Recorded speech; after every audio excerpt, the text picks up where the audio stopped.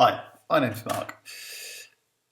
At the beginning of June, EigenD was released free for everyone. And Bevan did a very nice video on YouTube which showed how you can actually use EigenD without an EigenHarp as an instrument processor, in particular with a guitar. But you can basically use it for any FX processing for any instrument. But EigenD has lots of other uses as well that can be used without an EigenHarp as a performance environment. So I thought I'd show a couple of other uses. So today I'm actually going to show EigenD being used as a VST host. I mean, it could be used directly with instruments, but I'm going to show a particular use case which shows it being used with Reason, which obviously is unable to actually host VSTs or audio units. Or you could do similar things with Logic to host VSTs.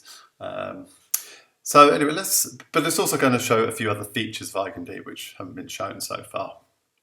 And I'm going to build the setup live so we can actually see how easy it is. So you can actually see what I'm going to do is I'm going to start from a factory setup called blank, which means that basically there's nothing in EigenD. Now for the general purpose of this video, what I'm going to show is Reason here. Reason's unable to host VST, so what we're basically going to use is an external instrument here, which is going to send MIDI out to EigenD via a virtual MIDI port, and then we're going to get the audio back.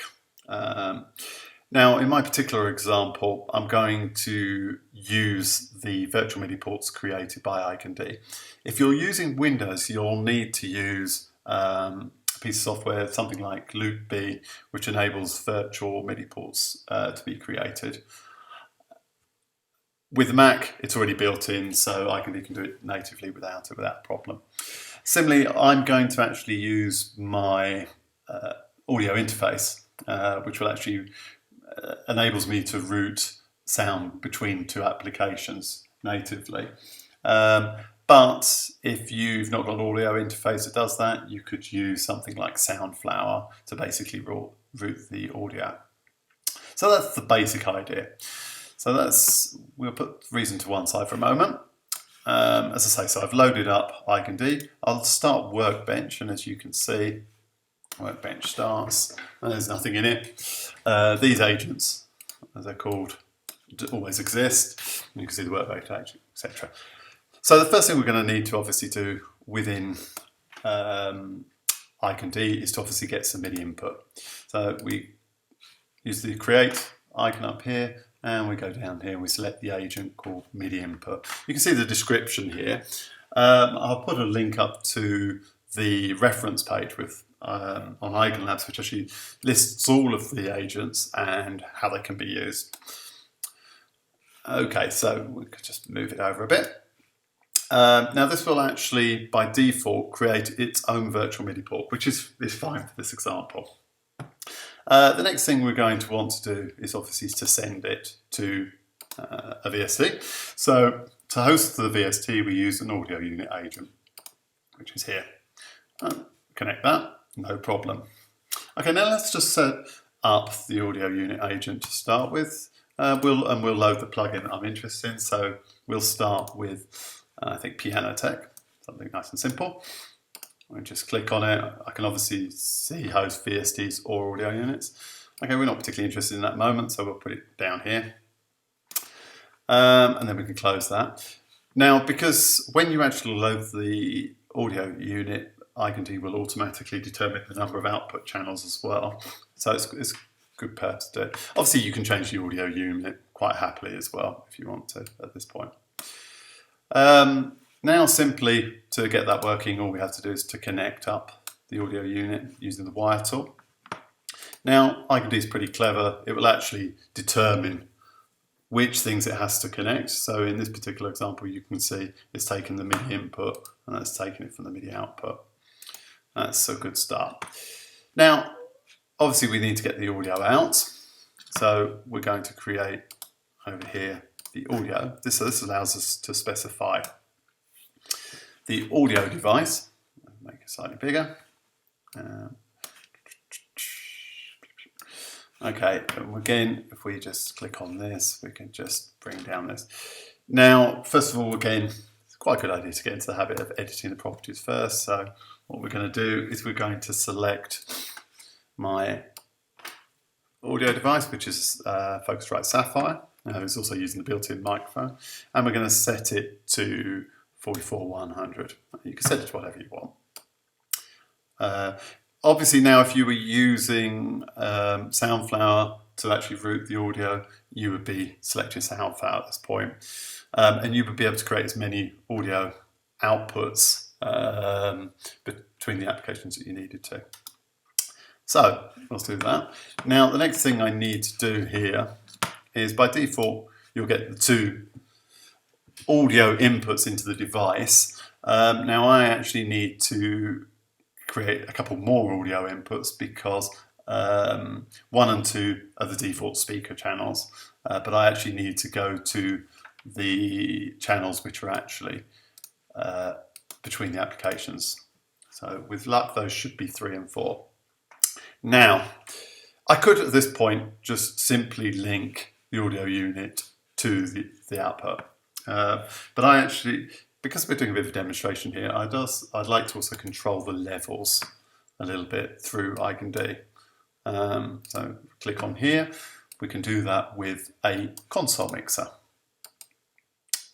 That's very nice. Okay, so now what we do, if we drop down the console mixer, we can say that we want the input of this audio unit to go from audio unit to mixer channel 1. And you can see it selects the audio outputs correctly.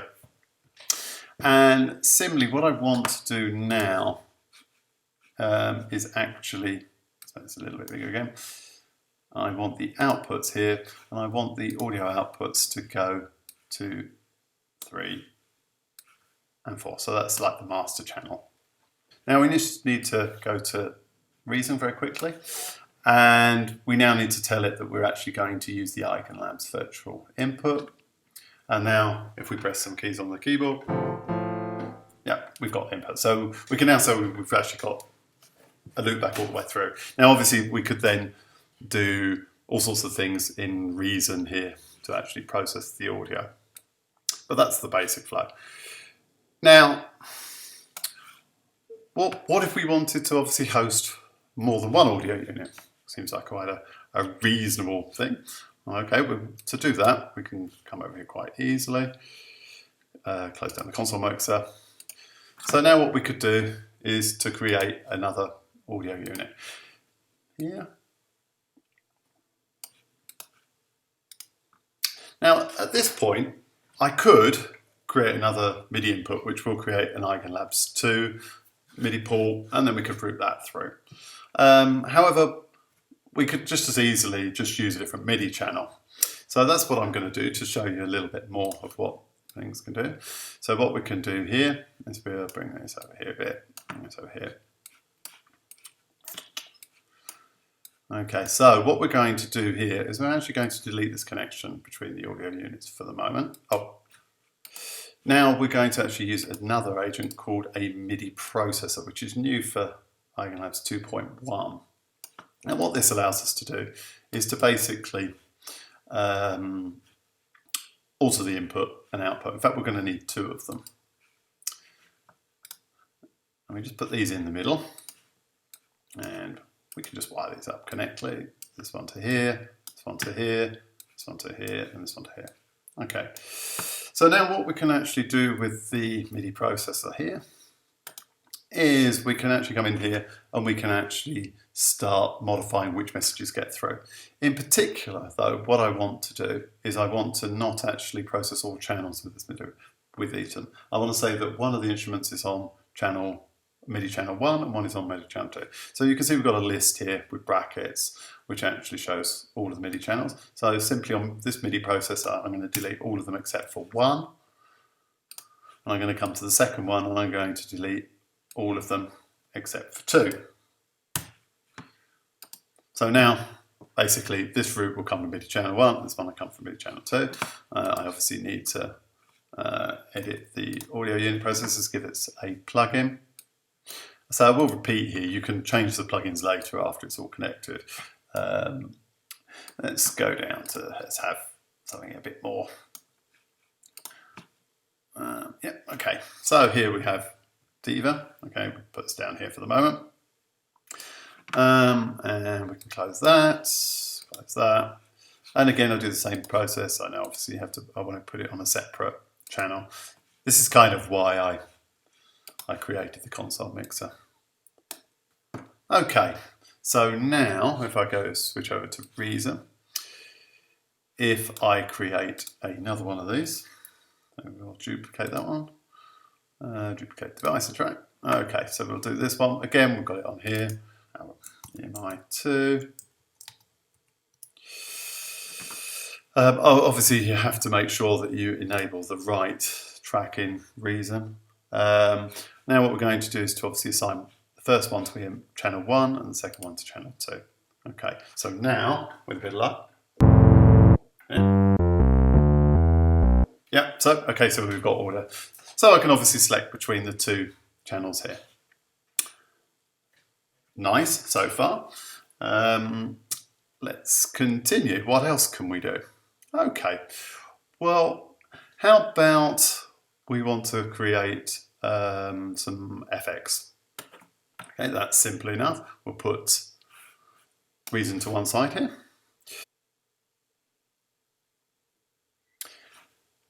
Okay, so EigenD supports FX channels as well. So what we're going to do is we're going to come in here and we're going to load up another audio unit agent. Again, we're going to select the plugin that we're interested in. What shall I choose? Let's choose Valhalla's and let's choose, why not use the Valhalla Shimmer. Okay, close that, close that. Okay, so we've got Valhalla Shimmer in the background here, let's get that. Okay, now, so how do we connect that? Well, very simple. We basically need to come into here and create an FX channel. So you'll see there's a little, when you're creating these outputs and things, there's a little plus sign. It's the same with the outputs. So we want to create one FX channel here. And what we do here is we're going to connect the that channel to here. And then what we need to do is we need to route it back into the FX channel. Sorry, back into the thing, which we do.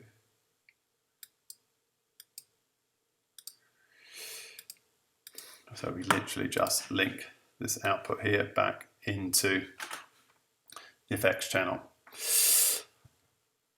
Bing, and that will connect it up to the input. That's all well and good.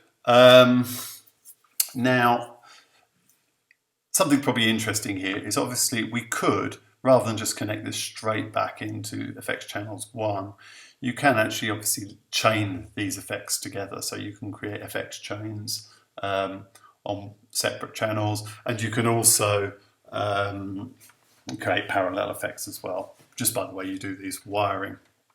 So we have that set up.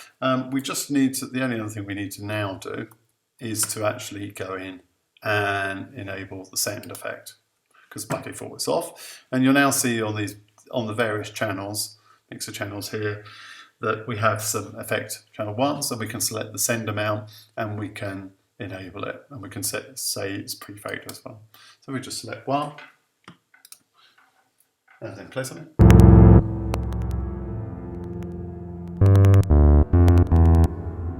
So we have obviously some effects.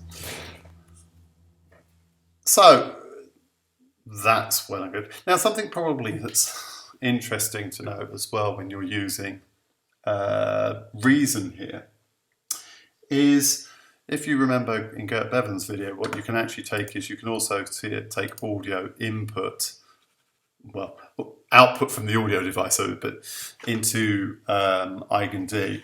We could of course link that directly into an audio unit as well. So this, and also with MIDI a MIDI input. So this would actually also allow us to use effects VSTs within reasons as well if we wanted to.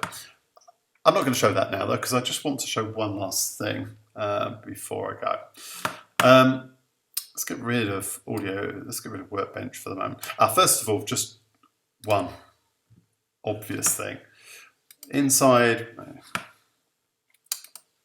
EigenD, of course we don't have to keep on doing this. If I select the load save window here, sorry, if I select the load save window, I've got it off the screen, we can save this setup. So obviously you don't have to do it multiple. And that means, of course, you could create quite a complex setup with lots of different VSTs in it, and then you could just select the plugins as you needed them.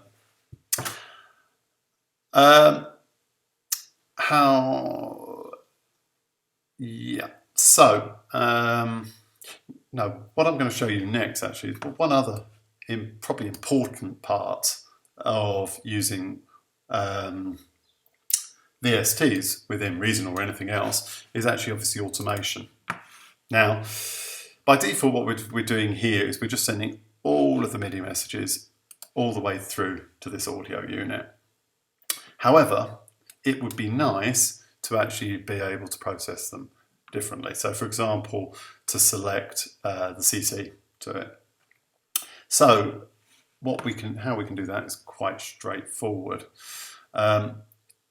Inside an audio unit, we actually see a whole bunch of parameters down here. Now these parameters, well, we'll see in a minute, but these parameters can be actually mapped to either CCs within the audio unit or to automatable parameters, which is an interesting point. Now, to do this, first of all, what I want to do is to just tell EigenD that I don't want to just send the CC messages directly to the audio unit. I basically want to be able to do a little bit more control on the mapping. And the way we do that, if we come into Edit, is actually to say that continuous controls are not enabled. That will actually stop those messages being sent to the audio unit via this mechanism. Instead, what I'm going to actually do is take here, it says continuous control output, and I'm going to take a wire from here to parameter 1. Now, I'm also going to take another wire here to parameter 2. Now, the important point about here is that this output actually has many different outputs. So it has actually, say, 127 wires available. Now, we need to identify one for each CC. We need to identify which we're interested in. And the way we do that is if we go onto the edit here and we click on this particular wire, we can actually see here an input filter. And we're going to say that we actually only want to use wire number 1 on the first parameter, and on the second parameter we want to use number 3. Okay. So now basically this data is now coming via this route rather than via this MIDI processor, which is useful because now what we can actually do is if we come in and we bring up our DV unit up here, we're actually able to map. This is parameter 1 and this is parameter 2. So I can actually map here by clicking on it. Okay, here, this says that parameter 1 is now mapped to the output. And similarly, we could actually then select other parameters, etc. I can also still do mapping of CCs here. So for example, I could say that parameter 2, which is CC3, is actually mapped to something, parameter 3, for example. Okay, and so now that actually enables us to control things directly from here. So for example, I'm now moving the mod wheel, and you can actually see that it's moving the mod wheel in Diva. That's without any learn or anything, that's because it's going via the host automation.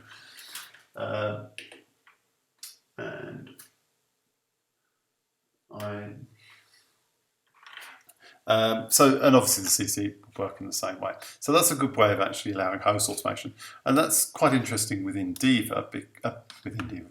within Reason, because of course what we can do here is in EMI2 we can assign to channel MIDI channel 3. We can actually say on the back of these panels we actually have this CV input, which can be very interesting to actually automate input through Reason onto this MIDI channel. So that shows how we can also automate input and stuff. I just want to show one last thing. Obviously setting all of these levels and send levels from Workbench is okay, but it's quite a big user interface. But what I can actually do instead is I can use another tool in EigenD, which is called Stage. Now Stage is a very interesting tool because I'm connected to EigenD. This is basically the performance interface. So it's kind of designed to give you big controls that you can use on stage. And what's quite interesting is you can also use an iPad version of it as well, which makes it quite useful. I'm just going to do something very simple here. First of all, just to show that if you, I'm doing right click to bring up these menus, you can actually edit the,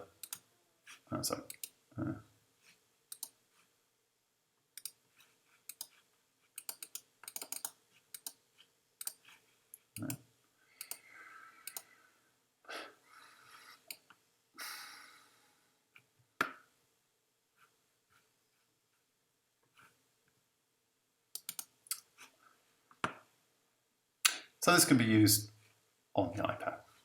Now we're going to actually put, obviously we want to put something in a setup. Oh, very importantly, this what we're going to do here is actually stored with the same setup as EigenD, so you only need to load the one thing. First of all, to show you a little bit about how this works, we can actually bring up properties. You can see that you can change the canvas setup, so what it actually looks like. So you can make ones that are specific to your iPad or your iPhone and whatever. I'll just leave the default for the moment. So I'm just going to show quickly how we bring in a few controls. And it's very simple. Here, up here, we've got the Add button. And you can see that when we do this, we get a list of all the agents that we've created in our setup. So, for example, if we want to put a level control, we can bring up the channels. And we simply select volume here, and we drag it across. And then we'll do the same for volume for 2 as well. Okay, and then, but we can also, for example, here we can see we can put an enable and then the send level, for example. We can do the same here, enable and send. Now you can see a couple of buttons.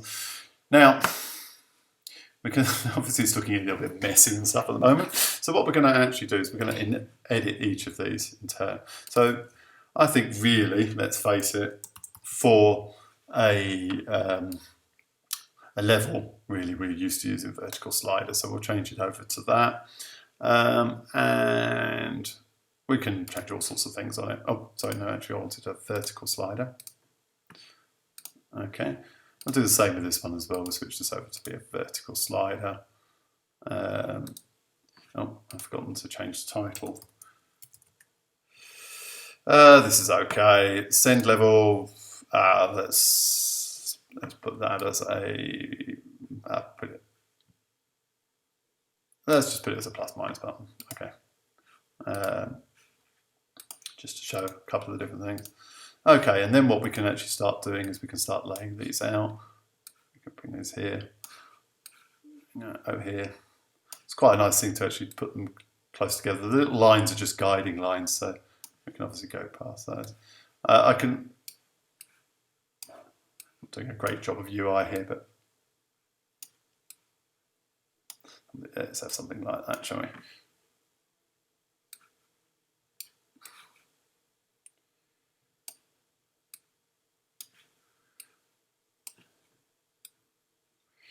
Okay, and then it's fine. We can.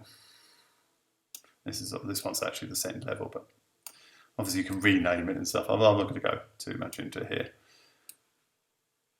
But the important point here is that any of those things, any of the properties that you've actually got within here. And then what we can do is we switch, if we unlock it here, we obviously get a clean interface, and at this point we can start changing send levels, and this is all real time. To EigenD we can enable send. Oh, you obviously saw initially that it's enabled. So we can actually build up a relatively complex user interface to actually control EigenD at this point.